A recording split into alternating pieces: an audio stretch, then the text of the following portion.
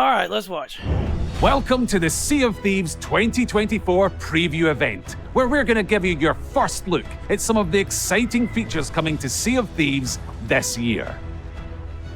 We are going to share information around what's coming in Seasons 12 and 13, as well as even... We are going to share information around what... Ah!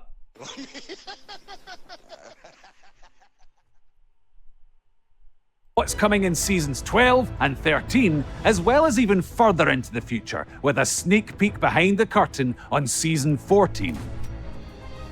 So grab a grog. Season 14. So grab a grog and get ready for adventure as we reveal some of the incredible bounty of features headed to Sea of Thieves in 2024. Let's go.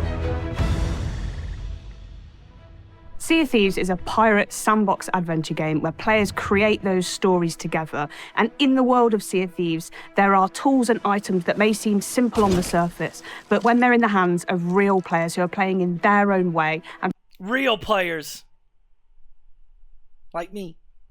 bringing their creativity, it really showcases that the sandbox is more than the sum of its parts as it creates these memorable stories. This year, in 2024, our focus is on giving you more tools, Your adventure to create. more possibilities, and with that freedom out on the waves, give you the possibilities to have these amazing moments and really changing up the core moment-to-moment gameplay of the sandbox. The kind of main aims for Season 12 are about mixing up the meta and how players enjoy all of the different aspects of Sea of Thieves. So as part of Season 12, we're going to be adding 2 new weapons and 3 new tools for players to use. An area we haven't really delved into since launch is adding new weapons to the game. New weapons that give you new tactical choices and strategies out there on your adventures. So in Season 12, we're going to be adding the double barrel pistol and throwing knives. The double-barrel flintlock is a new type of pistol weapon where you can fire 2 shots individually before you need to reload, or you can charge them together and release them at once for a more powerful shot. We wanted to kind of create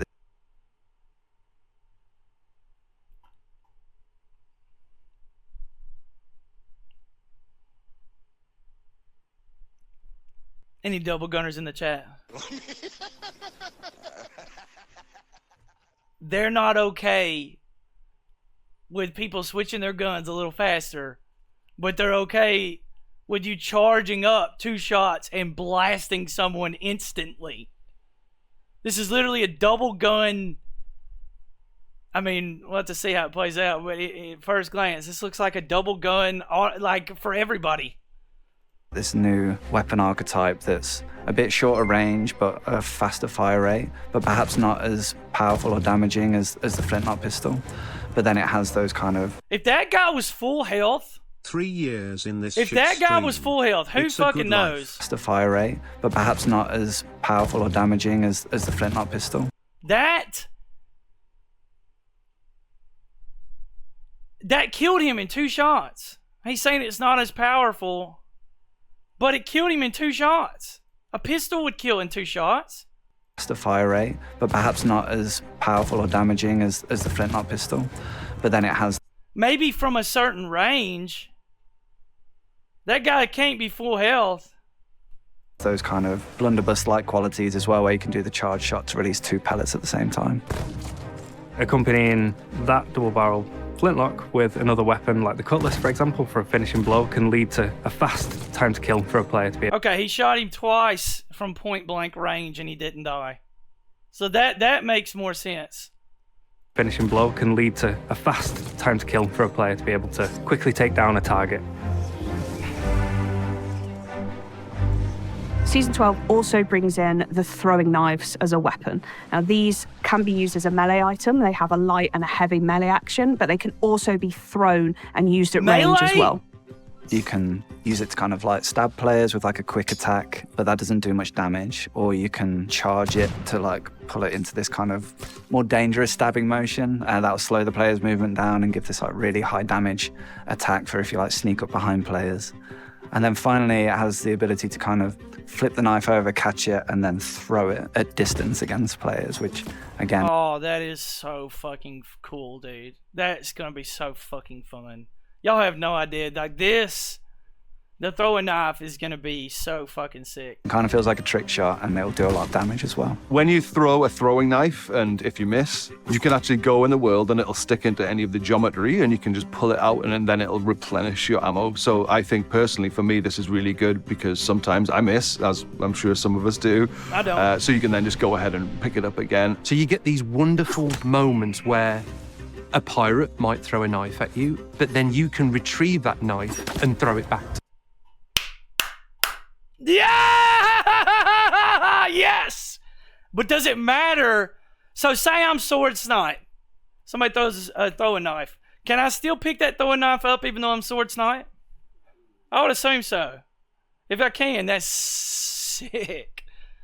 To them. So it'll really mix up the kind of combat scenarios you can expect out in the world and when boarding other ships.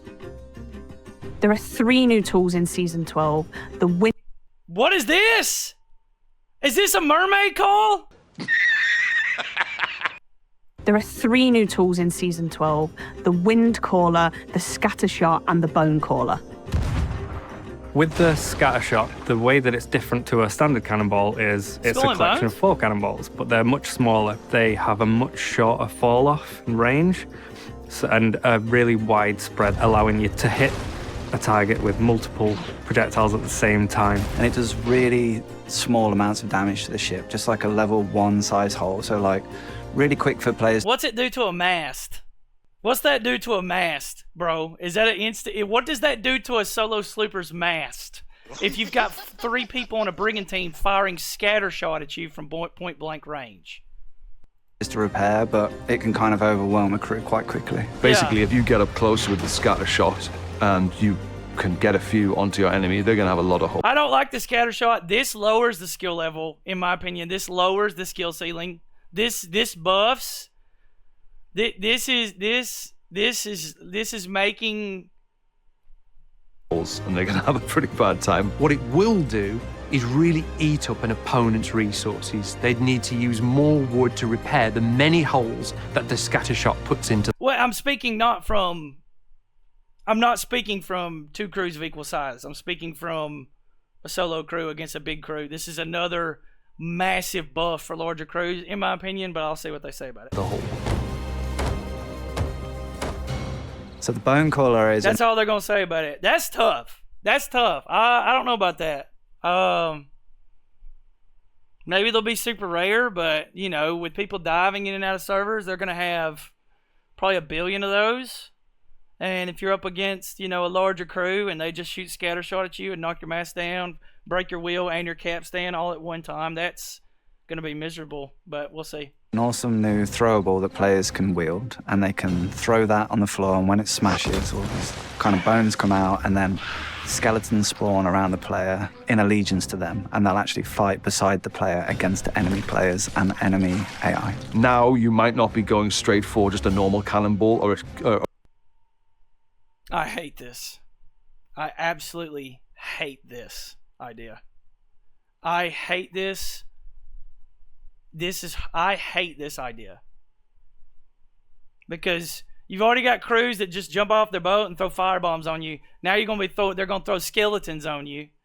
What if you're tucked on their boat? Do they just throw a thing at the ground and the skeletons just go to the tucker and sort them? Skeletons in the wild find tuckers. They go straight to them. I would only assume they're programmed the same way. Or a chain shot. That's no. If they go to tuckers and slash them up, then, you know, crow's nest will be your only option unless we find other places to hide. You might, in fact, go straight for the Bone Caller, so you can have some skellies that are on your side on that ship. Sort of You can shoot them like that to other... No fucking shot! we don't need PvE in fighting. We don't need PvE, bro. Messing things up for that crew. You could use fire to fight fire. So if somebody shoots a bone caller across the sea at your ship and they spawn in, if you have your own bone caller, you could throw that down on the deck and have your own skellies go and fight those to take them out for you so that you don't have to.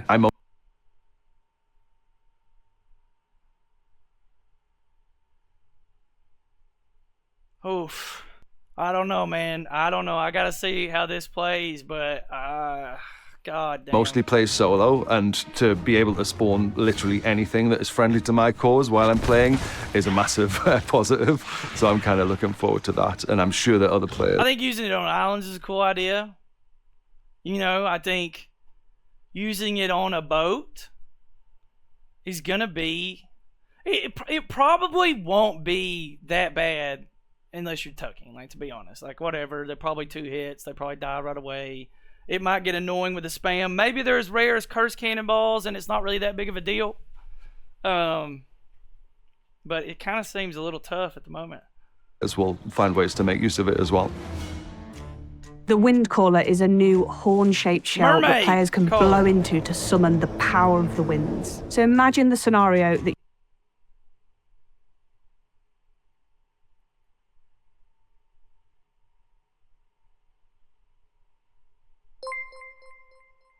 you'll never see another brig. You will never see another brig on Sea of Thieves. They will be gone in any direction. That you're heading fully into the wind and you're either chasing someone or you're trying to get away from someone. You can't get away on a sloop. You cannot get away on a sloop. You cannot get away from anyone on a sloop, with or without this device. Especially if they have one. Now you can use this tool to blow wind into your sails and go even beyond full billow in speed. Players can also use it to kind of knock players back off their ship or on land, so they can kind of target a player, blow into the wind collar and it'll back into the air. You can use it as a means of propulsion for yourself in the water, but also for rowing boats. So you can either use it while you're in the water swimming and you'll blast along like a really fast water boatman, or you can stand on a rowing boat and blast it out the back like a speedboat, basically. You can put out fires and you can do it quickly, so you can just essentially walk around.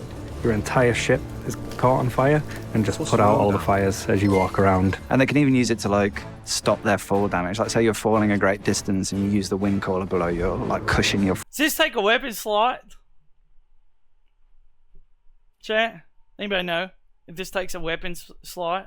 fall, so you like land safely as well. There is like a finite charge for how long the wind caller can last for, so you have to use it wisely. Okay. Oh, okay. Respect that. So Season 12 also introduces zip lines onto several of the islands around Sea of Thieves. So you may have seen these as they debuted in the Monkey Island Tall Tales, and they're a really fun and exhilarating way to traverse. So it's really cool to be able to bring those to the wider Sea of Thieves world. So we've been looking across all the islands of the Sea of Thieves and looking at the most ideal places to kind of mix up the traversal opportunities within all of the islands to add these zip lines across them. Yeah, so we've added zip lines to like the outpost to get down to your ship quickly. We've added them to the skeleton forts that allow you to kind of zip line between two positions to kind of escape the skeletons or get close to them when they first spawn. Or just general kind of zip lines across the islands. You can do it while holding treasure, yeah. Moving chests around the islands quickly. Yeah. For example, on Ancient Spire Outpost now, you've got to clunk down some cliffs in order to get to your ship. Now you'll be able to just go and get on the zip line and go flying all the way down to the jetty next to your ship. So alongside adding completely brand new tools to the Sea of Thieves sandbox, there's also the opportunity for us to go back and add completely brand new functionality to existing tools. For the things that I don't like, I won't say don't like, for the things I'm concerned about, I'm more happy about the shit that's going to get mixed up. The meta getting mixed up. I'm excited about the shit we'll be able to do. The trolling will be at a next level with these new tools. Like, the trolling is going to be fucking hilarious. Like, being able to troll crews and stuff. So, But there are a few things I'm concerned about. The scatter shot and the bone collar, those are kind of weird, but we'll see. So another cool new feature that we're adding for Season 12 is the ability to balance on harpoon lines. So you can shoot that harpoon line at another ship or another island and then jump onto it and then like balance across. Depending on the angle in which you fire the harpoon, it'll either be like too steep to... We're fucked. It's solo sleeper. I mean, we're fucked anyway, but we're fucked. We're about to have a whole we're about to have the skinny squad coming over on fishing poles, fucking boarding. I mean, we're fucked, but it's all right. We've been fucked. I don't even know it's happening to me anymore. I'm just getting fucked on the daily now. To climb up it, but if you're on the other end, you can actually jump on the harpoon. But at the same time, I love this. Honestly, I love this. I know it's gonna fuck me over a million times, but I love this. Line and like slide down it really quickly this back is to your great. ship. We're really confident this will lead to some really inventive player boarding tactics You're damn out there straight in the it will. sandbox, as well as giving you new ways to traverse the islands. With all this that we're adding in Season 12, it gives players more opportunities to create those stories as we're really enriching the sandbox of every session. Okay. So we're always really excited to add new tools and mechanics to Sea of Thieves, but we're always mindful that we want to make sure that the game's health is in a really good position as well. Please! That the integrity of Sea of Thieves is there for our players. Please! And since we're adding new weapons into Sea of Thieves, we're very mindful that we want to ensure that the hit registration in our game is as rock solid as it can be. And this is an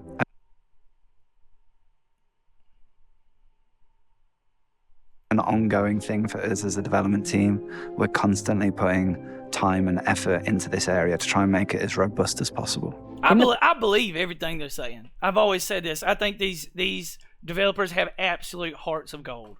And I honestly think they pour out their hearts of gold into this game. But that hit registration ain't getting better. It ain't got better. It ain't been better. And it probably won't be better. But I believe they're trying. I believe them. I don't think they're lying at all. I just think that it's a tough thing to tackle. If not impossible. We've borrowed time from feature teams to address issues in the core experience, but it's always taken a back seat to the features that those teams are working on. In 2024, this is changing. We're securing a dedicated team to focus on the health of the game, bringing fixes and improvements to the things that matter most to our players as soon as they're... This is good, but this should have been going on for a long time, especially with the health declining. This is good, though, but honestly... They're ready as part of our regular monthly updates. This is going to be a key focus for the team this year. We want your Sea of Thieves experience to be the best that it can be. Adding new loadout choices as part of upcoming seasons shows our commitment to making encounters between players a more dynamic and fun experience. But crucially, this all has to operate on a stable combat system. We know that there's still plenty of work to do here, but this remains a top priority for our team. March's update delivered Easy Anti-Cheat, an industry-leading anti-cheat solution designed by Epic. This solution, easily disabled, Steam setting, evolves over time, keeping up with cheat developers, blocking them at every turn. This is really, though, just the first step at improving the player experience here in Sea of Thieves. We want to focus this year on making Sea of Thieves play better than ever before, whether that be improving the performance of... I want to see Joe Neat! ...the game across the variety of hardware it runs on, ensuring that it's a safe place to play with a focus on cheating, but also ensuring that our hit registration is as reliable as possible. Okay, they're really talking about the hit reg, they're really talking about the cheaters, they're talking about the health of the game. I hope that all this is not just talk. I hope that I'm excited. All of your adventures out there in the sandbox. 13. So 13. Captain Flameheart has been a... Okay, so that was Season 12. So all that shit, the throwing knife is coming out in Season 12, baby. The throwing knife is going to be... throwing knife is going to replace sword for me, 100%. Like, I'm going to be snipe, throwing knife. I doubt I use that. I might use that pistol for memes and stuff, but that throwing knife is going to be it for me, baby. Staple, an important character of Sea of Thieves for many years, appearing in our novels and appearing in our many tall tales and expanded fiction. With Season 13, this brings the return of Captain Flameheart to the Sea of Thieves. As Flameheart has been resurrected, so has his Burning Blade ship, and it's back in more monstrous and terrifying form than ever before. So we've reimagined it for Season 13, and it looks incredible. It almost looks like a living entity itself. So traditionally, world events have been at set locations throughout the world. The Burning Blade is a little different. The Burning Blade is a ship.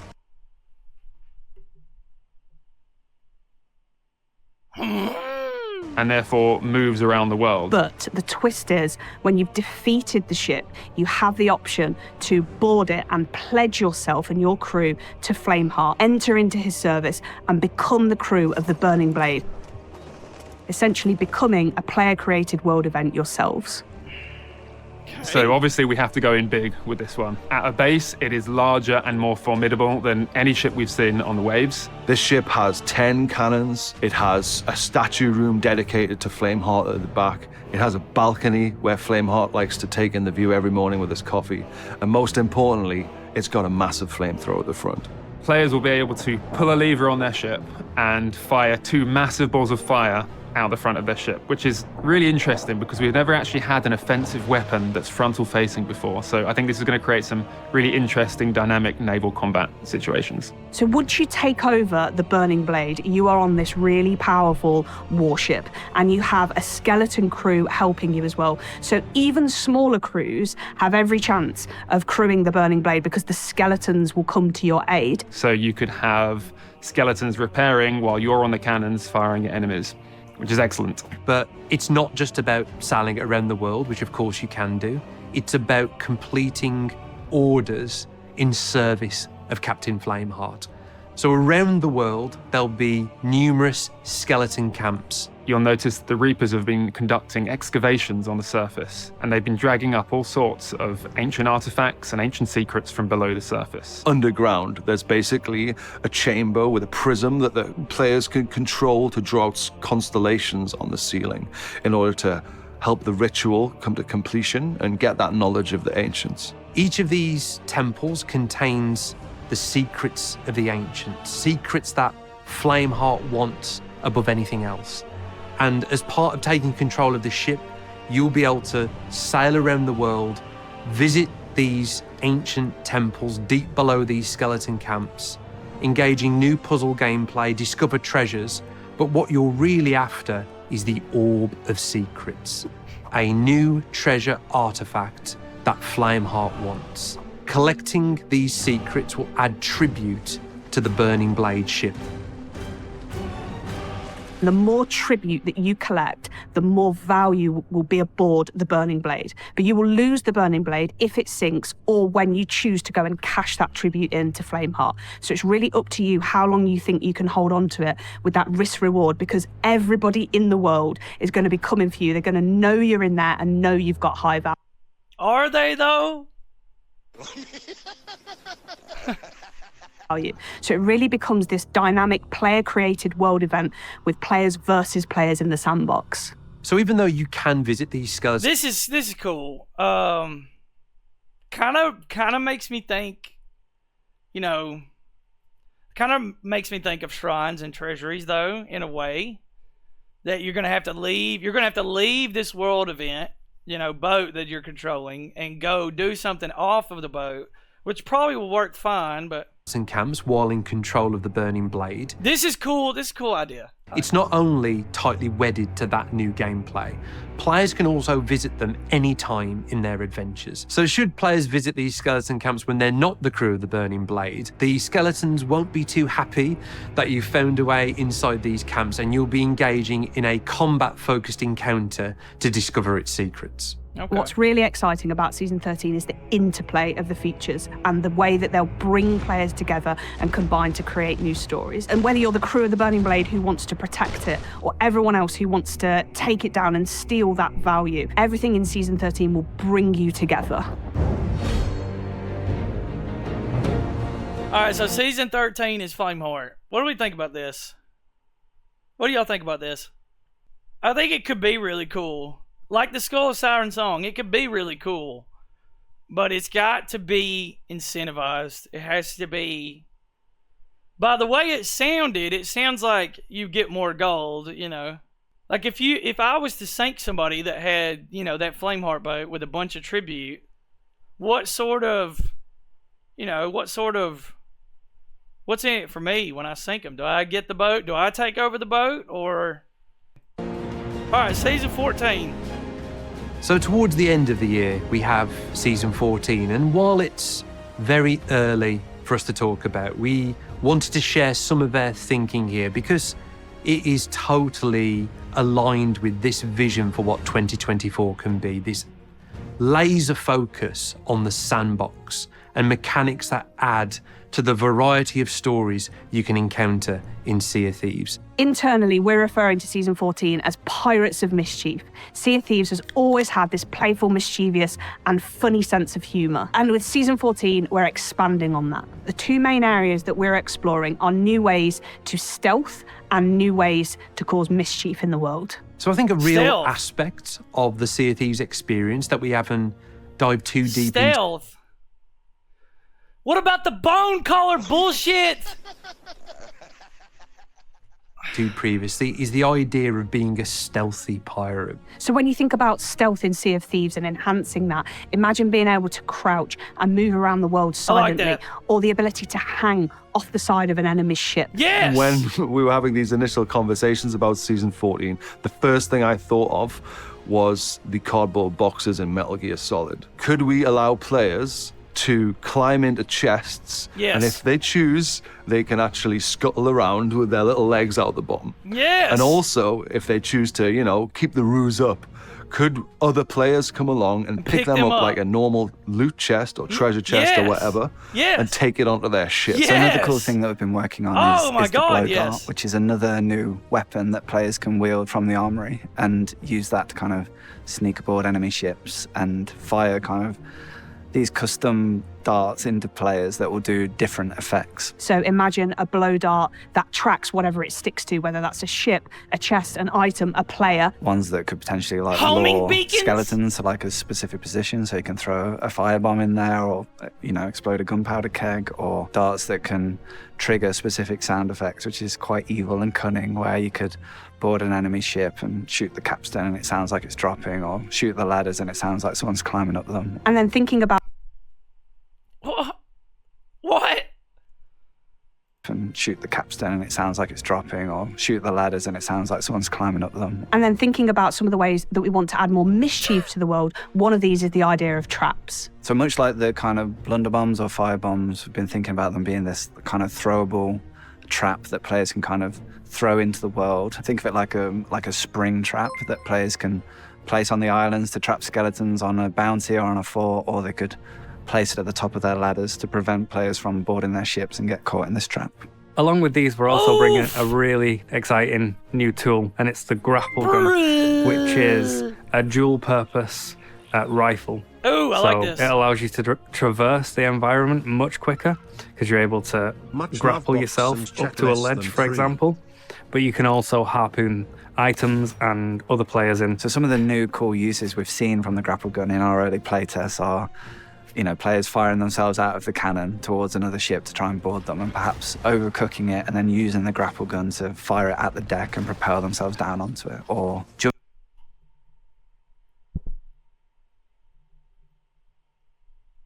we're fucked.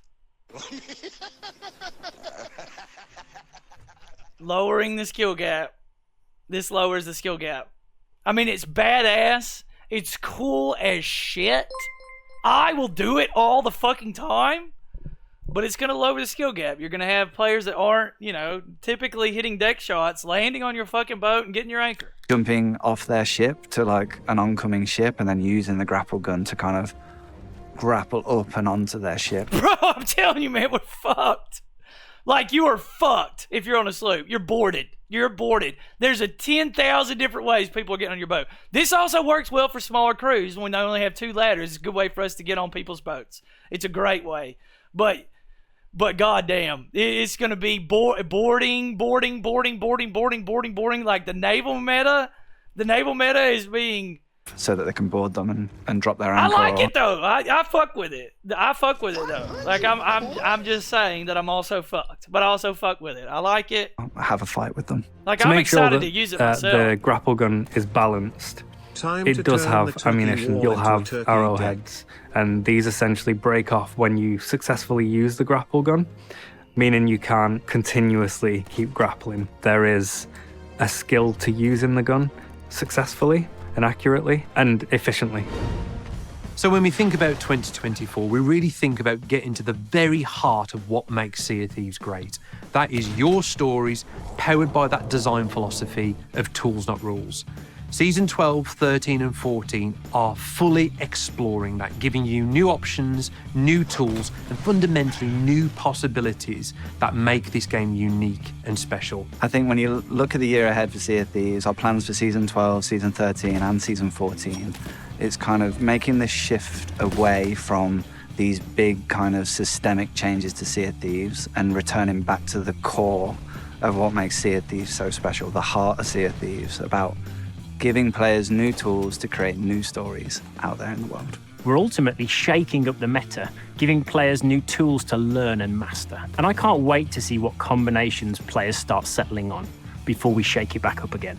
While everything that you're seeing today is still work in progress and possibly subject to change in some ways, we will be giving more insights onto how these things are developing as we come closer to launch for each of them. With the richness of all these new seasons, and of course PlayStation Pirates joining us as well, it is such an exciting year for Sea of Thieves in 2024. Claps in the chat.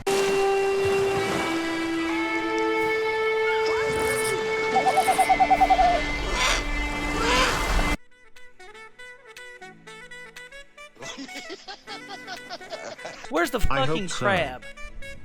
Bro. Where's the fucking crab?